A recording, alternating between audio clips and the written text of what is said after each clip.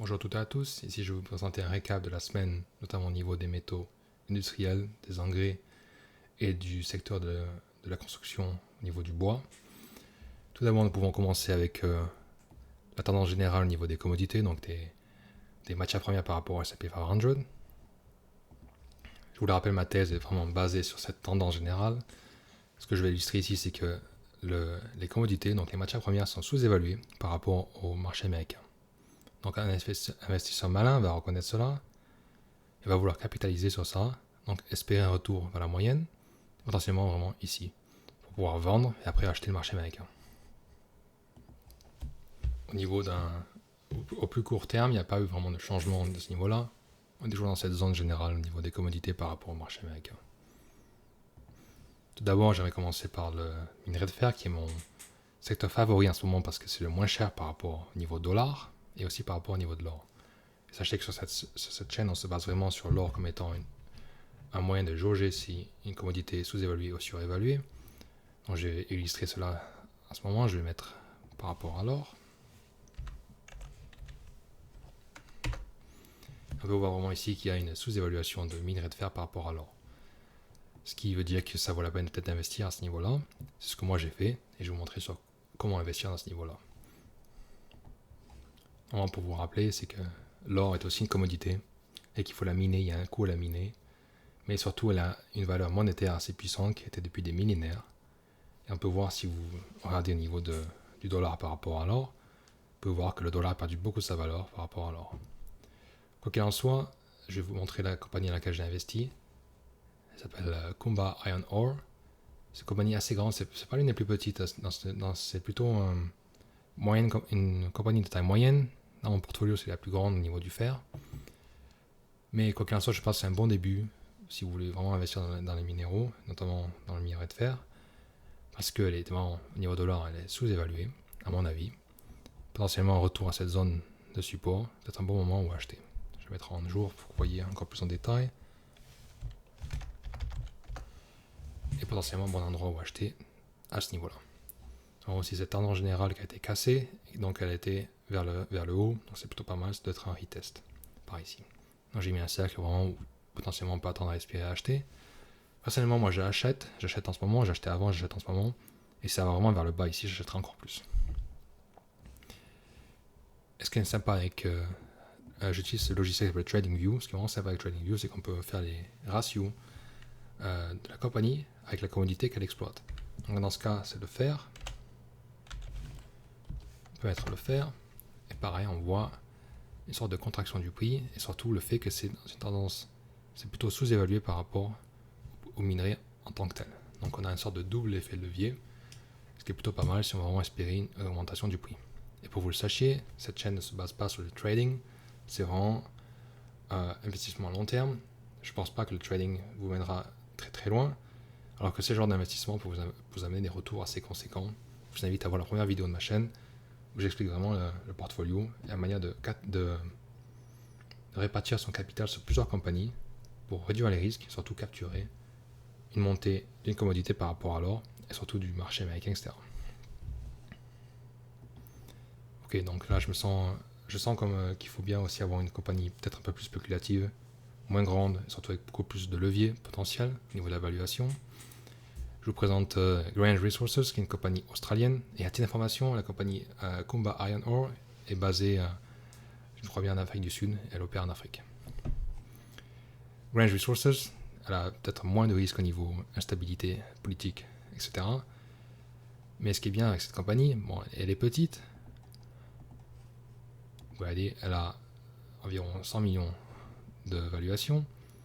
Mais ce qui est sympa dans cette compagnie, c'est que c'est pas forcément qu'elle fait pas d'argent au niveau du net income. Ce qui est sympa, c'est que je vous regardez bien, au niveau statistique, le price to book ratio est à 0,15, ça veut dire que c'est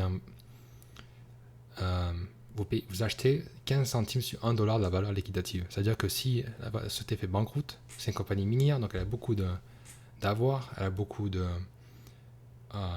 matériel, et si vous regardez bien, plus trop exactement on peut voir, mais la compagnie elle vaut un certain montant. Je vais voir si je peux le retrouver.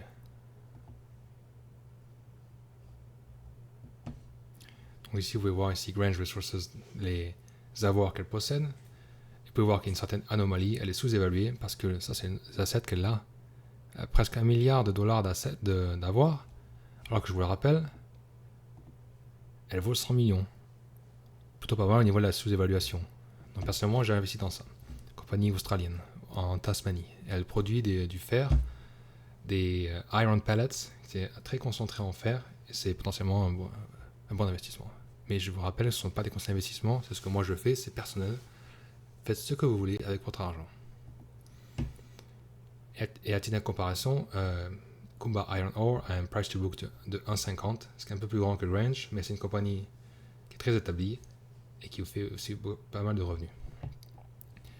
Ok, on peut passer maintenant à l'aluminium. Et je vais commencer à l'aluminium en dollars.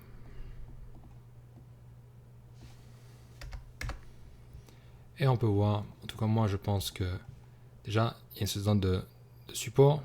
Je pense que on peut soit faire une consolidation, on peut soit aussi, parce que là c'est, on dirait un raising wedge, c'est peu qu'il y ait une sorte de retest vers ici. Mais même si c'est le cas, ce qui est bien avec les commodités, la façon de voir au niveau des ratios, c'est que tous les down days, vraiment, ou les moments où la commodité baisse de sa valeur, c'est un bon moment d'acheter les compagnies. Donc en somme, je veux vraiment que ça redescende ici pour que j'achète et pour que ça reparte ensuite. Parce que, pourquoi je pense comme ça? Je pense comme ça parce que si on compare à l'or, la tendance générale, c'est que l'aluminium va surperformer par rapport à l'or. Vous voyez comment on est allé loin et bas. On a eu un breakout vraiment vers le haut. Donc ça, c'est un falling wedge, c'est un pattern, ou du moins similaire à un falling wedge, mais un prix qui se contracte et qui part vers le haut. Vraiment, c'est une tendance assez forte, c'est plusieurs jours. Et moi, je parie sur ça. C'est pour ça que, même si au niveau du prix du dollar, ça baisse, c'est pas très grave. L'important, c'est que j'ai la possibilité d'acheter quand ça baisse. Vraiment, parce que moi, je parie sur ça, je parie un retour vers la moyenne.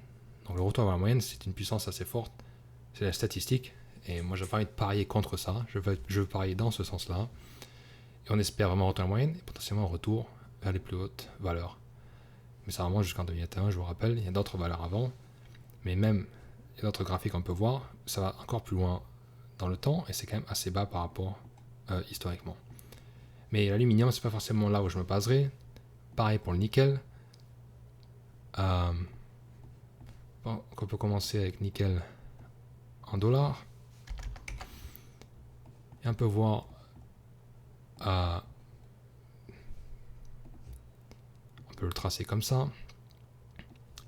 Ça, c'est une zone de support. Et je pense que c'est peu que ça revienne à ce niveau-là et pour que ça reparte ensuite. Et voilà, c'est celui-là qui est le correct. Parce qu'il y a plusieurs index de nickel. Mais celui-là, c'est le nickel le correct qu'on veut voir. Il y a eu un retest ici. On essaie de passer cette zone de résistance. Et j'ai potentiellement un retour vers ici. Ça peut très bien qu'on fasse une sorte de consolidation pour continuer ensuite. Parce que la tendance générale, c'est d'aller vers le haut. Et pareil, je peux vous montrer par rapport à l'or.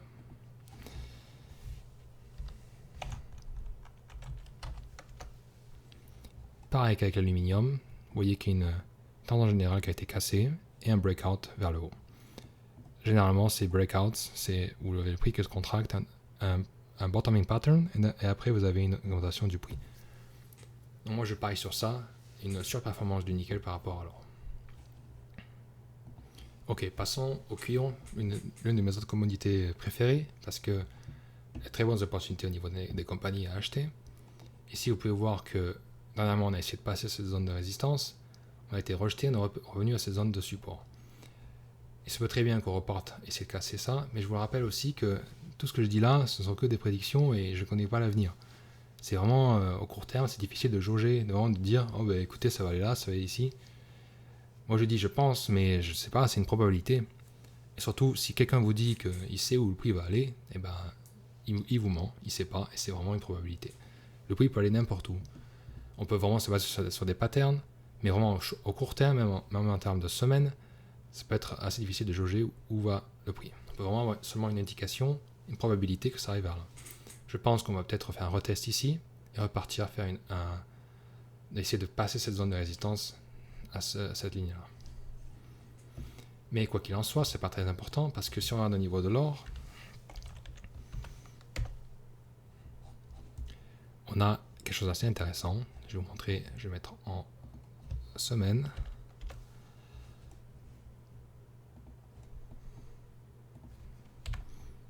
On peut voir, si on classe cela comme étant un falling wedge, on peut aller jusque là. C'est cette ligne-là. Et on peut voir que le prix par rapport à l'or a augmenté ces derniers temps, ces quelques derniers jours. Il y a eu d'abord, on a passé cette zone de résistance avec ce falling wedge là, ou plutôt cette tendance générale qui a été cassée, tendance générale vers le bas qui a été cassée vers le haut. Ici, vous avez une consolidation du prix et une continuation en delà. En tout cas, moi j'espère que ça va passer cette zone là et continuer vers le haut. Parce que comme vous pouvez le voir, il y a quand même une sorte de contraction du prix et surtout le fait que en ce moment c'est sous-évalué par rapport. Alors même si vous voyez, ça aurait été mieux d'acheter à ce niveau-là. C'était vraiment le bottom, vraiment l'endroit parfait où acheter le cuivre par rapport à l'or. Ok, du coup la première compagnie que je veux vraiment vous montrer, c'est Ivanhoe Mines, qui est une compagnie qui opère au Congo. C'est en Afrique, ok, il peut y avoir des risques juridictionnels, mais il n'y a pas de risque de régulation et d'impact environnementaux, etc. C'est vraiment axé sur la production et produire du minerai de cuivre, etc. Ce qui est très bien avec Ivanhoe, c'est qu'en ce moment, elle a un rabais parce que c'est en promotion parce que c'est aussi un producteur de platinum et de palladium. Et aussi de nickel, en plus. Mais comme vous pouvez le voir, le platinum, je l'ai mis ici pour que vous voyez, tendance générale du prix à court moyen terme qui baisse, potentiellement un bottom ici pour repartir plus loin. Mais ce que ça montre ici, c'est que Ivanhoe, c'est un peu entre les deux, parce que vous voyez, ça baisse, mais par rapport au prix du cuivre, ça augmente. Mais pourquoi je mets Ivanhoe en avant? Parce que Ivanhoe, ça possède l'une des plus grandes mines au monde. Je vous conseille vraiment d'aller sur le site d'Ivanhoe Mines et regarder un peu les mines dans lesquelles elles opèrent et l'exploration qu'elles peuvent faire. C'est aussi un géant, c'est pas une petite compagnie.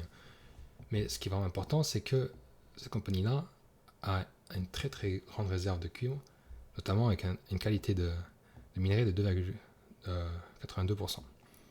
Ce qui est très très haut, et c'est l'une des meilleures et l'une des plus grandes au monde. Donc moi personnellement, je veux une partie de ça, je veux acheter ça. Donc j'ai acheté ça. Et donc là, vous l'avez à rabais, parce que le cours du cuivre va augmenter, comparé à d'autres compagnies, je vais vous montrer. Par exemple, HeroCorp, qui est une autre compagnie que je détiens. Et on peut voir ici que par rapport à Ivanhoe, c'est à monter assez haut dans la même distance de temps, dans le même temps, parce que Ivanhoe est aussi axé sur la production de métaux précieux, Platinum Group Metals. Donc vous l'avez vraiment en soi en rabais, et je pense qu'ici c'est un bon moment d'acheter cette compagnie. Ensuite, j'aimerais passer au bois de construction. Déjà, je me base vraiment sur le marché américain, parce que je pense que si vous voulez vraiment faire de l'argent, c'est là où il faut se baser, on peut avoir plus d'informations et le meilleur moyen d'acheter. En France, il peut y avoir beaucoup de régulations, beaucoup d'impôts, et ça c'est difficile de jouer vraiment sur les marchés parce que on a une limitation au niveau des informations. Là, j'utilise ce logiciel qui s'appelle TradingView et je peux aussi avoir accès au prix des commodités vraiment en Amérique, ce qui est vraiment sympa. Ici, j'ai mis en avant un graphique. C'est assez difficile de trouver un graphique sur TradingView du prix du bois de construction par rapport à l'or. Donc, c'est le prix du bois de construction en Amérique. Et c'est une bonne indication sur comment se porte le marché immobilier. Et ce que je vais vous montrer essentiellement sur ce graphique, c'est que par rapport à l'or, donc la ligne verte, la façon de lire un ratio comme ça, c'est que quand c'est vers le bas, il faut acheter le numérateur. Et quand c'est vers le haut, il faut acheter le dénominateur. Donc là, en somme, il faut acheter le bois. C'est vraiment, on se base sur le ratio. Et on peut aussi ajouter cela sur le prix moyen d'une maison en Amérique. Vous pouvez faire ça sur TradingView. Vous devez chercher Case Shiller. Vous pouvez juste mettre ce symbole-là et vous le divisez par le prix de l'or. J'ai pris ce graphique et je l'ai mis vraiment, essayé de le mettre dans la même distance de temps pour vous voyez la similitude du prix le prix du bois de construction par rapport à l'or et le prix de cette maison moyenne par rapport à l'or. Voir pareil que similairement, une baisse, et surtout une baisse ici, prouvant que c'est peut-être un bon moment d'acheter des compagnies qui se basent sur la construction immobilière. Mais vous allez me dire, mais Maxime, c'est pas possible, on attend une récession, on attend que, pas forcément une récession, mais on attend vraiment qu'il y ait une crash au niveau du prix de l'immobilier, qu'on attend que ça revienne vers le bas, etc. C'est pas possible, etc. Ça sera comme 2008. Je ne pense pas que ça sera comme 2008. Pourquoi? Déjà à cause de ce ratio, on est vraiment sous-évalué par rapport à l'or. Et aussi, si on se base sur le dollar, oui, c'est cher. Et je peux vous montrer ensuite celui de la France, parce que l'information sur la France, le prix moyen est aussi disponible. Ce qu'on peut voir, c'est que, ok, un dollar, ça augmente pas mal. Mais d'un point de vue ratio, c'est pas cher du tout. Donc, les forces de la nature, du fait que quelque chose est sous-évalué ou surévalué par rapport à l'or, va jouer. Et je pense sincèrement que le prix en dollars va augmenter pour que le ratio or, le ratio maison ou bois va augmenter. C'est un peu moyen de voir, on joue un jeu différent, personne ne regarde le ratio maison-or, et ben ça peut très bien jouer, ça peut être très bien pour vous si vous vraiment voulez avoir une indication outre. Si on se base vraiment sur le dollar, comme je vous l'ai dit, le dollar a une distorsion du prix, et on peut avoir une vision erronée de la chose. Autre point souligné par rapport au marché immobilier américain, c'est que c'est là qu'en 2008, il y a eu beaucoup de défauts sur la dette, sur la dette immobilière. Ici, on voit très bien que ça a été très très bas, de nos jours, très très bas en ce moment par rapport historiquement. Donc je ne pense pas que ça va se jouer comme en 2008. De plus, il y a aussi un surplus depuis, un manque de maisons par rapport à, vous voyez, en 2008, c'était un surplus de maisons, là il y a un manque de maisons. Et ça s'est projeté à continuer comme ça. Je ne pense pas, du moins dans un court moyen terme, 3, 4, 5 ans, qu'on aura vraiment un crash au niveau des prix de l'immobilier. Du fait qu'en Amérique, beaucoup de gens sont en recherche d'appartements et de maisons. Et je ne pense pas que le prix en dollars va baisser. Du coup, comment on peut faire pour jouer sur cette potentielle sous-évaluation de l'immobilier américain? Notamment, je vais vous montrer aussi la France peut-être dans une autre vidéo. Voilà, je peux vous montrer maintenant, si vous voulez. Ça, c'est le prix moyen d'une maison en France et divisé par l'or. Et on peut voir ici qu'il y a une sous-évaluation par rapport à l'or. Et on peut donc espérer que les prix vont continuer à augmenter en France.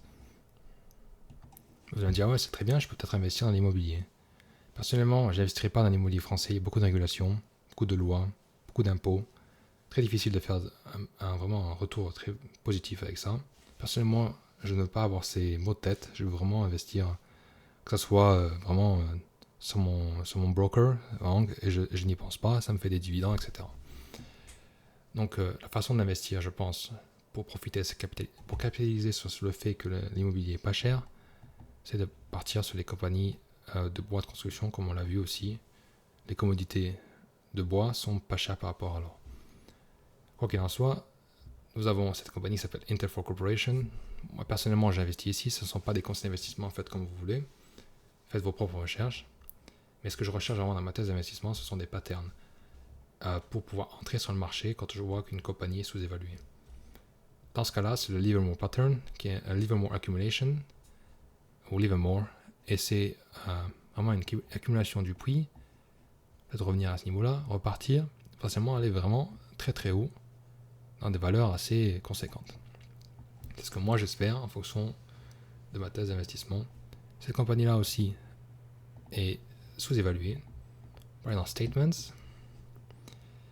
Bien sûr, elle ne fait pas d'argent en ce moment parce que le marché de l'immobilier et le marché du bois est pas cher, comme vous l'avez vu avec les ratios. Donc c'est un bon moment d'acheter, c'est vraiment, vous êtes le bottom du marché, vraiment au bas du marché. Au niveau statistique, price to book 0,69. Vraiment de voir que c'est un moment, vous achetez vraiment quand c'est pas cher. Cette compagnie a beaucoup d'avoir, elle a des qu'on appelle ça en français. Excusez-moi parce que je suis aux États-Unis, ça fait des années que je vis là, et mon français se perd parce que je parle tout le temps en anglais. Et pardonnez-moi si je cherche mes mots, mais déjà là, pour le price to book, il y a beaucoup d'avoir, beaucoup de matériel d'équipement, et c'est la valeur est liquidative. Vous achetez vraiment à bas prix à cet endroit-là si vous décidez d'acheter. C'est fait comme vous voulez. Voilà. Moi personnellement, j'achète ici, c'est un bon endroit. vous pouvez peut-être attendre que ça revienne retester à cet endroit-là. Personnellement, moi, j'attends pas, j'achète et j'espère voir vraiment un retour assez conséquent. Autre compagnie qui en vaut peut-être la peine et qui est vraiment un jeu périphérique sur l'immobilier, c'est une compagnie qui s'appelle Valley, qui est une compagnie dont une portion se base vraiment sur le titanium dioxide, qui est un composant de la peinture, et ça entre en jeu au niveau de la construction immobilière. Et pourquoi je choisis cette compagnie pour mes investissements, que j'ai investi d'ailleurs? Pourquoi? C'est parce qu'elle est sous-évaluée d'un point de vue. Déjà, c'est pas une très petite compagnie, c'est un tiers de milliard, c'est plutôt pas mal, elle a des dividendes, mais vraiment ce que je vais vous montrer, c'est qu'au niveau déjà net income, elle a perdu de l'argent en 2025, mais elle a eu de l'argent en 2024. Vraiment ce que je vais vous montrer, c'est la statistique. Vous achetez des avoirs vraiment à 37 centimes, 37 cents sur le dollar. Personnellement, moi, quand je vois ça, j'achète. C'est une très bonne façon de voir la valuation d'une compagnie. Et je crois bien qu'elle a quelques dividendes. Vous voyez comme il y a une sorte de contraction du prix, moins haut à chaque fois, alors que le bas reste le même. C'est potentiellement prouvé que le prix se contracte. On peut vraiment faire une sorte de trendline, pas forcément le plus haut parce que ça va être distordu, mais vraiment une accumulation du prix, potentiellement vraiment une explosion du prix. Je ne sais pas quand est-ce que ça va arriver, mais ce que je vois, c'est que cette compagnie est sous-évaluée et je l'achète pour pas cher. C'est vraiment l'argent, je pense vraiment que l'argent se fait. J'ai eu pas mal de retours avec ma stratégie jusqu'à ce moment-là. C'est pas pour ça que ça devrait s'arrêter demain. Mais pour l'instant, cette compagnie-là, je la recommande parce qu'elle est pas chère. Elle est sous-évaluée. Ok, troisième portion de la vidéo, c'est vraiment basé sur les engrais. Pour se baser sur les engrais en commodité, il faut vraiment se baser sur, en tout cas dans le marché américain, il faut se baser sur 3 denrées, 3 commodités, qui sont le maïs, donc c'est ZC ici, le soja, et ensuite vous avez le blé. Et ici je l'ai mis avec la relation or, pour que vous voyez vraiment la valeur fondamentale, la valeur réelle de cette commodité par rapport à l'or. Et ce que je vais vous montrer ici, c'est qu'on a une tendance générale qui a été cassée. On a cassé cette tendance générale, on commence à faire notre petit bout de chemin vers le haut. Et qu'est-ce que ça montre? Ça montre vraiment qu'on aura une augmentation des prix des denrées, de toute la nourriture aux États-Unis. C'est vraiment basé sur ces 3-là. Et on espère donc une certaine aussi une inflation. C'est vraiment. Mais comment on peut jouer sur cette. Comment on peut voir, une fois qu'on a reconnu que c'est sous-évalué par rapport à l'or, qu'il y a potentiellement une augmentation du prix, comment on peut jouer sur ça? Là, juste pour vous montrer, avant que je passe vraiment à vous montrer comment capitaliser sur ce mouvement, ce que je pense au niveau dollar, parce qu'on utilise quand même des dollars pour investir, pas forcément l'or. Au niveau dollar, c'est aussi pas cher, donc peut-être la peine d'acheter à ce niveau-là. Mais personnellement, moi, comment je joue sur cette augmentation du prix des denrées, c'est que je joue sur les engrais chimiques. Notamment, pour passer par exemple à l'ammonia, nous avons le phosphate, nous avons aussi la potasse, et une dernière, je ne sais plus trop, oui voilà, c'est l'urée. Ce sont 4 principaux engrais chimiques. Et ce qu'il faut savoir aussi, que c'est aussi un jeu au niveau des commodités. Donc c'est comme un double jeu de levier, parce que vous avez le prix des denrées alimentaires qui augmente, mais vous avez aussi le prix de ces commodités, donc le phosphate, la potasse, l'ammoniac, et l'urée qui augmente aussi en valeur par rapport à l'or. Et je vous montrer par exemple qu'ici, bon après, qu'est-ce qu'on peut dire par rapport à ça? Est-ce que c'est vraiment vrai ce qui va se passer?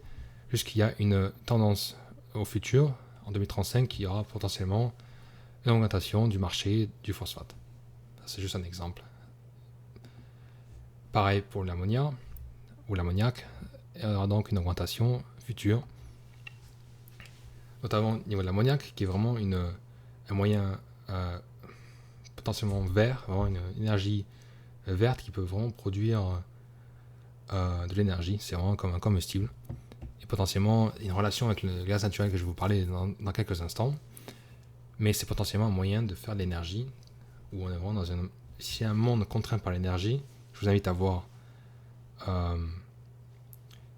avoir l'une des premières vidéos de ma chaîne où je parle vraiment du pétrole. Mais en soi, l'ammoniac peut être un moyen, je crois que je l'ai ici, voilà, être un moyen de produire l'énergie dit verte. Vraiment, ça peut être assez sympa. Ok, première compagnie d'engrais chimiques que je recommande, c'est Mosaic, compagnie américaine. Et ce qui est très sympa avec cette compagnie-là,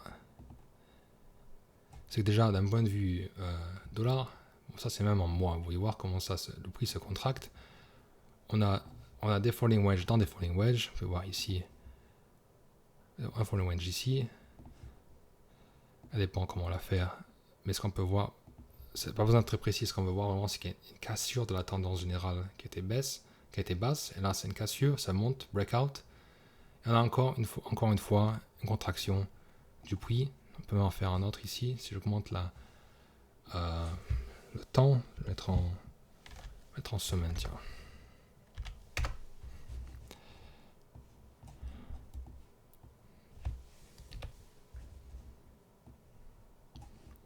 Donc on peut la faire de cette manière-là. Vous avez encore une contraction. Bon, pardonnez-moi au niveau, c'est pas très exact, mais ce qui est important, c'est de voir que le prix en gros se contracte et breakout et se contracte encore. Donc on espère un autre breakout vers le haut.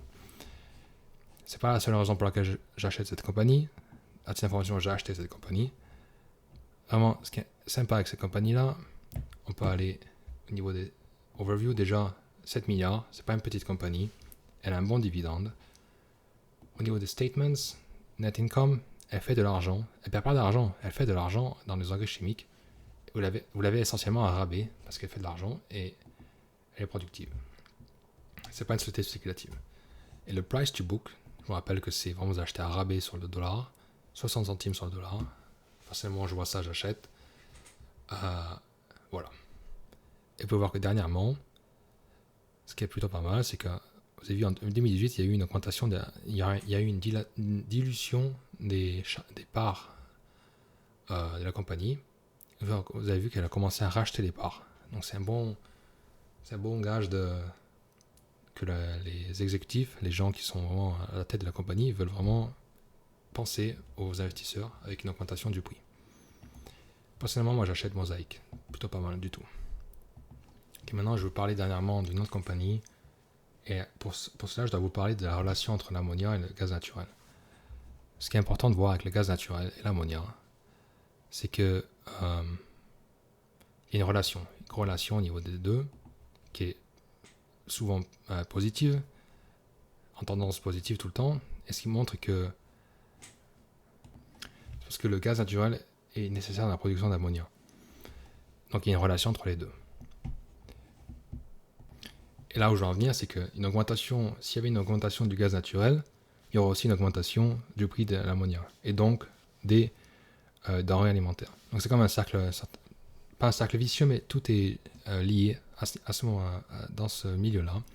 Et je peux vous montrer à titre d'information, pour que vous ayez une idée à quoi ça ressemble, ce genre de relation. Donc on vient de voir qu'il y a une corrélation positive entre le gaz naturel et l'ammoniac. Donc j'ai utilisé le gaz naturel comme un proxy, comme une valeur assujettie qu'on appelle ça, oui, à l'ammoniac. Donc j'ai utilisé le gaz américain parce que c'est là où je suis installé, et on va diviser par l'or. Et on peut voir vraiment que le gaz naturel est sous-évalué par rapport à l'or. D'autant plus, ce que je veux vraiment vous montrer aussi, c'est que le gaz naturel est vraiment sous-évalué par rapport au pétrole. Donc c'est comme si vous jouez à un jeu vraiment des leviers. Ici vous voyez que le gaz naturel est sous-évalué par rapport au pétrole. Et le pétrole, je vous invite à voir ma vidéo sur le pétrole la semaine dernière. Le pétrole est lui-même sous-évalué par rapport à l'or. Donc on démultiplie les leviers. Et ce qui est bien avec l'ammoniac, c'est que oui, c'est aussi un jeu sur les engrais chimiques, mais c'est aussi un jeu sur la relation au gaz naturel.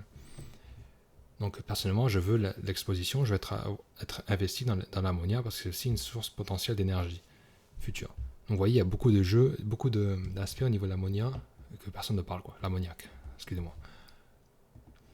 Et la compagnie que je recommande vraiment pour l'ammonia, j'ai aussi investi qui s'appelle LSB Industries, et vraiment, elle se base sur la production d'ammoniac, et elle a pour futur projet aussi de créer des terminaux pour le bateau, pour pouvoir utiliser l'ammoniac comme étant une source d'énergie pour les bateaux. Donc ça sera dans le futur, mais déjà en tant que producteur d'engrais chimiques, c'est très bien à ce niveau-là. Et elle est un peu plus chère d'un point de vue valeur par rapport à Mosaic 1,62, parce que je pense vraiment que les gens reconnaissent, les investisseurs malins reconnaissent que c'est une compagnie à avoir dans son portfolio. Et aussi, ce qui est pas mal, c'est que dernièrement, il y a eu un rachat de parts, potentiellement qui va continuer dans l'avenir. Je sais plus si elle a des dividendes, non, elle n'a pas de dividendes. Et elle a presque 1 milliard de valuation. Personnellement, moi j'ai acheté. On peut voir, elle a fait dernièrement un peu de l'argent, l'année dernière elle n'a pas fait d'argent, et avant elle a fait de l'argent. Vraiment, personnellement, moi j'achète, faites vos propres recherches, mais ce que vous achetez ici, c'est vraiment une compagnie sous-évaluée. Et elle est sous-évaluée par rapport à l'or, elle est sous-évaluée en général au niveau de ces métriques que je viens de vous montrer. Voilà, ça conclut la vidéo de récap sur les métaux industriels, les engrais et les marchés immobiliers, la construction et le bois. Et je vous invite à mettre un pouce bleu et à vous inscrire, à vous abonner, si vous aimez ce genre de contenu, si vraiment vous voulez voir plus au niveau des ratios et comment évaluer si une commodité est sous-évaluée ou non, je vous conseille vraiment de vous abonner et de suivre mon parcours dans ce niveau-là, parce que j'essaie aussi de grandir en tant qu'investisseur et d'augmenter mon capital. J'espère que vous pouvez faire la même chose avec moi et aussi augmenter votre capital. Merci.